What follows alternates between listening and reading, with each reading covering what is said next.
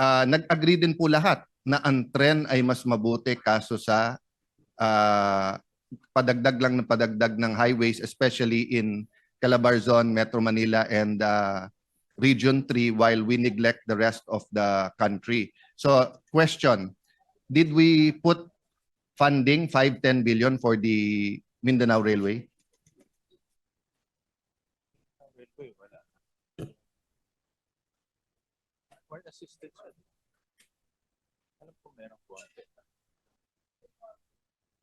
Well, Mr. President,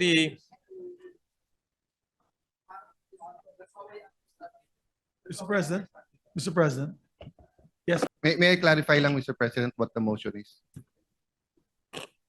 Mr. President, the motion, sorry, Mr. President, let me just, Before we make a Yeah, commotion, may we yeah. know what the motion is? the motion that the general summary be accepted as the amendments to House Bill number 4056, Mr. President. 4058.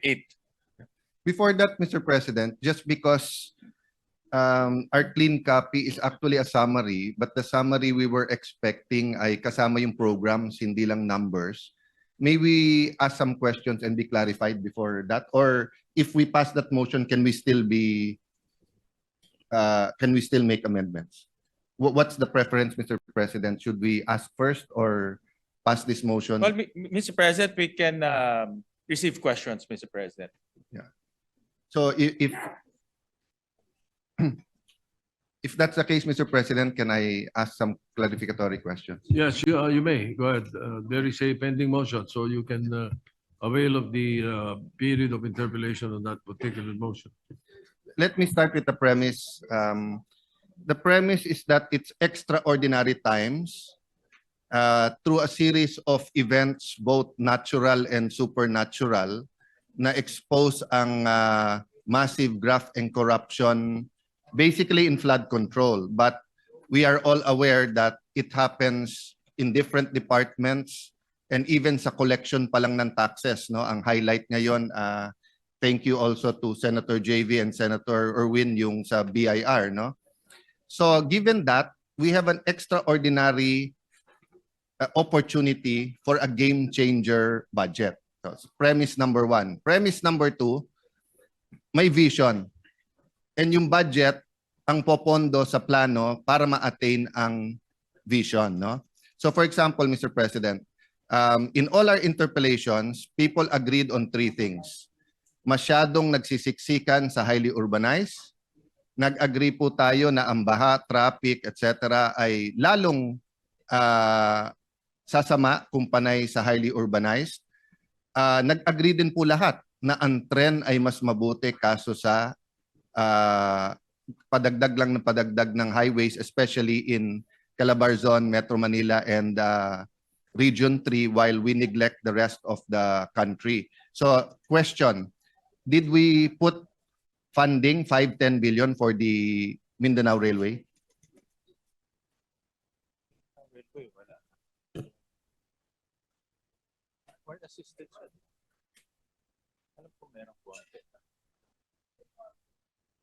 Well, Mr. President,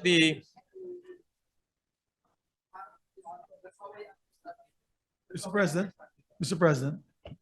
Yes, with the permission Yes. of our minority floor leader Go ahead, and Majority the Leader. sponsor, maybe we should act on the motion first. And after that motion is acted upon and voted upon, the good minority floor leader could ask the questions. If it's all right with the minority floor leader. Yes, Yeah. whatever the pleasure of the majority. For Thank as you. long as, Mr. President, if there are certain changes acceptable to the chairman, we can still make it. Yes. Yes, we're not approving it on, Yes. with this motion, we're not approving anything on second reading yet. Yes. Yeah, okay. So I Yeah. would like to further continue with the motion, Mr. President, if we can. All right. What we are facing now in the motion is for us to make this the basis Yes, of the Mr. second reading. All right. Any objection? Hearing none, motion is approved. Thank you, Mr. President. Mr. President, we did not Yeah, you may object continue. at this time because the chairman informed us that tumatagal yung line by line. But with your patience, we just want to ask a few questions and see whether acceptable na ito because we did pass concurrent resolution number 4 na kung saan lahat tayo nagsabi na dapat totally transparent. So sa aking pagkaintindi, pag sinabing transparent, pag nakita ng media at ng ating mga kababayan itong committee report, alam nila kung anong laman at hindi. Having said that, between complete transparency and a reenacted budget, parehong may tama sa ating bansa. And to be fair to the chairman, he has promised us that Saturday, Yes. lalabas yung line by line and before the third reading nandun. Yes. But please understand na hindi kami komportableng bumoto today based on this if we're not able to clarify kung ano talaga yung mga laman. But I'd like to put on record that even informally, meaning not here, whether it's in the lounge, in my office, in his office, Senator Win has been totally transparent of what is in what are the changes and what are the committee report. Wala tayong tanong doon, no? Even sa majority, we had a instant caucus yesterday for some tricky issues, and I appreciate the conversation. But in the spirit of true transparency, and because I am inspired today, because Senator Lito Lapid is focused and intently listening to me. So when that happens, I would like to really do my best. Thank you, Senator Lapid, for being here today and focusing on that. Actually, ang questions ko, Senator Lapid, nasa Region 3 din. So, Mr. Chairman, 2 questions lang sa trains. Yung Mindanao Railway, but because I'm reminded, because Senator Lapid is here, naglagay din ba tayo ng pondo sa Clark Subic? Because ang sinabi ng DOTR, 2026. hinalo pa nila yung Clark Subic train sa Central Luzon papuntang Southern Luzon. Eh kung hihintayin mo pa yon, tatagal pa ng husto. But in those 2 instances, they agreed that if we put a little bit of money, they can start the program, especially sa Mindanao Railway, because kompleto na yon. Nagka-problema lang sa funding with the Chinese concessional loans, no?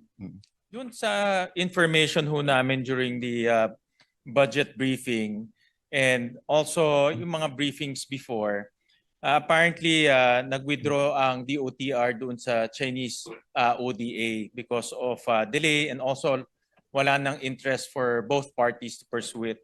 But in the 2025 budget, under the unprogrammed funds, meron silang inallocate a program. Sorry, under the program funds, may na-allocate na 200 million pesos. And ito yung ginagamit nila for preliminary works. In Yes. fact, may nakita ko sa news na meron na silang mga parcellary, surveying, so ginagamit nila ito. For 2026, wala po dahil walang loan na request. Yes. But Mr. President, that's why we have interpellations, di ba? So ang hindi naging proactive ni hindi naging reactive ang DOTR doon. Parang sa kanila, hintayin natin yung loans. Ballpark lang, magkano ang total cost ng subway sa Metro Manila? Okay. Sorry, may dagdag lang po ako, Minority Leader. Sa 2026, merong 1 billion for the Mindanao Railway under GOP counterpart. Ang wala lang doon yung loan. So they're expecting hopefully na magkaroon ng loan in the next few. I'll not belabor the point, Mr. Chairman, Mr. President, but just to give you a apples to apples comparison, magkano po in general yung ballpark figure ng ating Metro Manila subway? It's about 500 billion ba? Alam ko mga ano ho yan, mga, if my memory serves me correctly, mga 400, parang 400 billion dollars. Okay. 400 So- billion dollars. Sorry, $4 billion. $4 billion. Yeah. So mga 200 billion, Billion pesos. Yeah, Okay. more or less. Mga Sa ganun po. phase 1 ng Mindanao Railway, it's 100B. And they said that if they get 10B, they can hit the ground running. So what is 10B compared to the 6.7 trillion at meron tayong unprogrammed na 170. So if you want, lagyan natin ng 5B sa program, 5B sa unprogram, although we're against the unprogram. But my point is, Mr. President, hanggang kailan maghihintay yung mga taga Mindanao na alam naman natin pag sinabi mong next year, loan pa lang yon, that's another 2-3 years, then another 2-3 years bago ma-implement. But they said because nga nag-pull out lang yung Yung financing, Chinese funder. everything is ready. And even if they get funding from whether the Japanese or the Koreans, the Australians, wherever, no? May 25% counterpart pa rin naman, which is 25 billion. So they did not put any, there's no hesitation in their part. Tinanong ko diretso, kung bibigyan namin kayo ng 10 to 25, kaya nyo na ba simulan? Yes. So in fact, I would even say, why doesn't the Maharlika Fund invest there?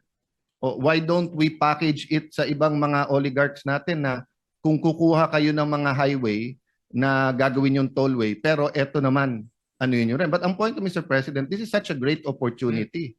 Nalagyan natin ng 5-10 billion. Let's not let this opportunity go away. Yesterday, we were speaking about 50 billion. We were talking about certain pricing. 1 billion. So meron tayong leeway doon eh, 'di ba? So may I appeal to the chair that whether it's 5 sa unprogram, 5 sa program, let's show Mindanao na despite the politics that is going on, hindi sila casualty sa politics, 'di Ako ba? ay support po yung Mindanao Railway dahil alam po natin na ang Mindanao is our food basket. Diyan po talaga nanggagaling marami sa ating mga produce at ang weather ho nila relatively smooth throughout the year. Pero ang transportation logistics, mahal din eh kung hindi ho gagawin yung ating railway system. So magandang idea ho yan. I'm not Minority that Leader. sure, Mr. President, about yung